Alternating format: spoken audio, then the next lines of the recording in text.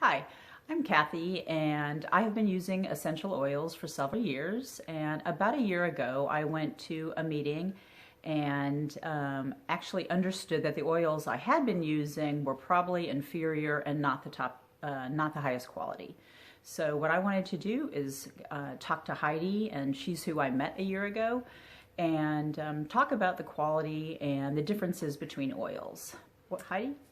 Yay! Yeah, I was the one that taught that free class that she went to. And Kathy is amazing. Just to tell you a little bit about myself, I am a mom of 2 kids, 4 and under, so life is crazy. If you're a mom with littles, I totally relate with you. And I've been using essential oils starting about when my son was 5 months, my first child was 5 months old, so about 3.5, 4 years ago. And it's been an amazing experience. I've learned so much along the way, and I'm still continuing to learn. So we're really excited to be sharing with you today the things that we know, and hopefully you can take a little bit of something away from it. Great. Okay, good beginning. I guess I want to start with the real basics. What are essential oils? So if we're talking about essential oils, they're the volatile part of every plant. So I always like to think of it as the most important part. It could be in our leaves, our petals, the stems of plants and trees. They come from all sorts of different ones. And I always like to compare essential oils to like the blood that's in our body. It actually carries the nutrients and things throughout the plant, and it actually helps it heal. Just like our blood does for us. And so essential oil is very vital to every like plant and tree out there.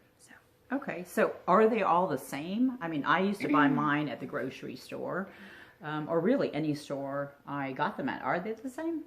No, not at all. And that's actually a really amazing question. And if you're sitting there and you're like, man, I've been asking myself the same thing, or I've never even thought of that, it's really a great question. It's just like if you were to go to the doctors and they prescribed you a medication, or they suggested this or suggested that, you have to ask yourself, was this what's right for me? What's in that?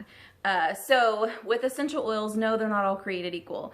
In fact, you can go down to your local Sprouts or Whole Foods store and pick one off the shelf. It can say 100% therapeutic grade essential oil on it. And it can actually only have 3 to 5% pure essential oil in it. I didn't really understand that. Why is that? How is that possible? Well, the FDA has no regulation over essential oils, and so they can pretty much put whatever they want to on the box or the labeling that you get your essential oils. So I'm disappointed. it is disappointing and scary. So it kind of starts making you question a lot of other things that are out there.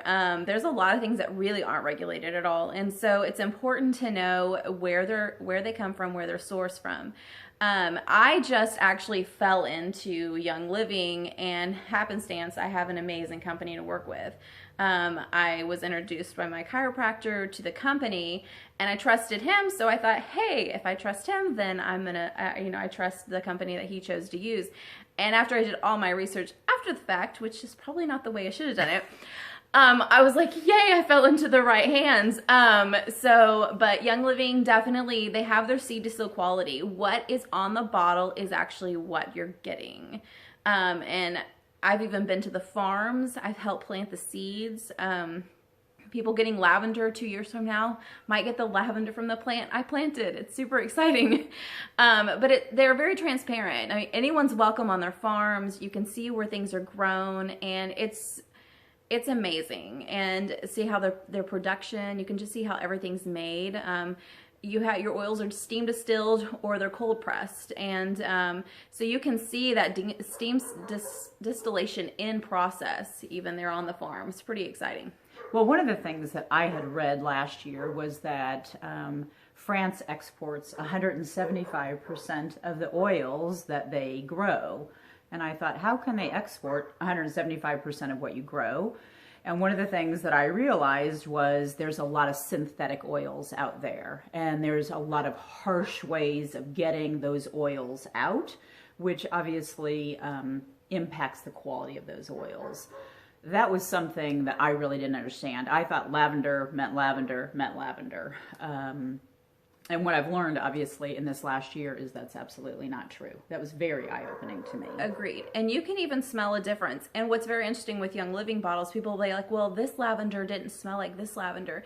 But that actually is a testament to the quality of it, because if you have a favorite, excuse me, my husband's a sommelier, so if you have a bottle of wine that you drink from the same exact place and you get another bottle the very next year, it's the same exact thing, they don't always taste the same either, do they? Because everything changes in our environment, the amount of rain, or, just the time of year. The time of year. You never know, because sometimes the crops have to be taken at the exact right time, and that's something that Young Living puts a lot of time into. And they also have distillation areas like on site at the different farms, so you're not having that transport of product like you would with other companies that might only do it in one place, if that makes sense. So it's kind of like if you were getting fresh vegetables down the street from the local farmer versus it's getting shipped in. It takes it longer to get to where it needs to get to get the process done. So okay, good.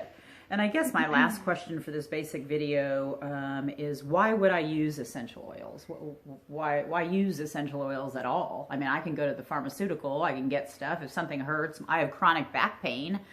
Why wouldn't I just take Tylenol?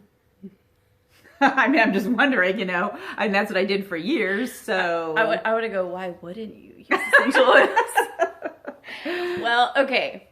I actually grew up with my grandfather was an osteopathic doctor, so he did a lot of manipulation on me growing up. He was very minimal on giving me antibiotics and things like that. So I grew up with kind of doing alternate things, because it was like, well, you have a virus or something, go home, feel better, so I was like, okay, so I've always looked at alternative options anyways, because I seem to be healthier than a lot of people, and I think it's because I haven't over-medicated myself, and I really, there's a place for medication, I think, in this world where, sometimes the natural thing, it was created for a reason, but it should be used in a minimal thing, not a maximum thing.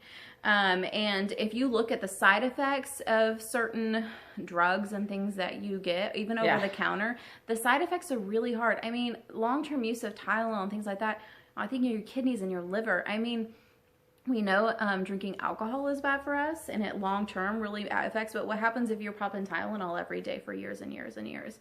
What effect is that having on our body? So I think that's something we really have to think about and do our research on. Outside of that, I mean, there's so many other things, because essential oils aren't all about being, when we're sick, they're actually to help us stay well. If I can help my mood and boost my mood on a regular basis, I'm feeling down.